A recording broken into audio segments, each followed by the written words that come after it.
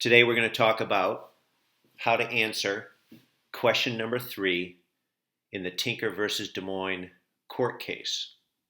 Just as a reminder, it is important for you to watch the video of Mr. Clifford reading the court case and the questions before you start this. I think it's really important that you get the big picture before we start breaking the big picture into parts.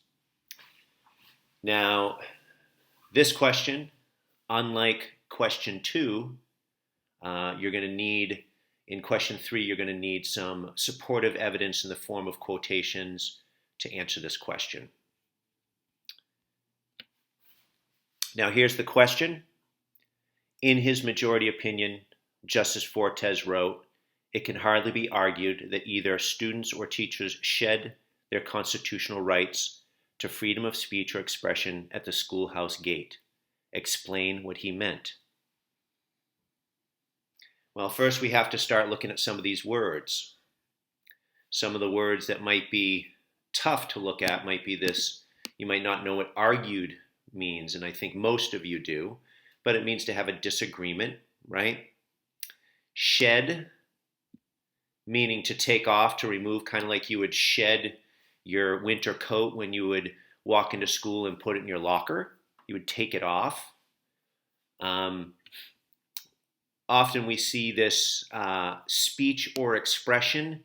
What they mean by that is either symbolic speech or verbal speech or written speech, meaning any way that we're using a symbol or a word or a voice to convey a message. And we talk about the schoolhouse gate. They're really talking about the front doors of schools across America, okay? So when Justice Fortes says it can hardly be argued, he's meaning anyone who disagrees with him is wrong. That either students or teachers, so he's talking about fundamental rights for students and teachers, and he's basically talking about how we can't expect students and teachers to take off their freedom just because they enter into school. And I think the big idea here is Justice Fortes wants us to understand that we have the same fundamental rights in school that we have outside of school. Now, I went into last year's groups of answers, and I found this by an 8th grade student, and I thought it was a good answer for question 3. And again, these longer questions, it's hard to come up with a topic sentence. I've noticed that some students are starting these answers with they or him or her, starting with a pronoun, and it's much more important for you to identify who is speaking, and in this case, or who is writing. In this case, we want to start with Justice Fortes. We want to start with a proper noun instead of a pronoun. Justice Fortes meant that students and teachers keep their fundamental rights while in school. We want to make that topic sentence as short as possible, but we also want a TTQA. When he says it can hardly be argued, he means that people against free speech in school are wrong.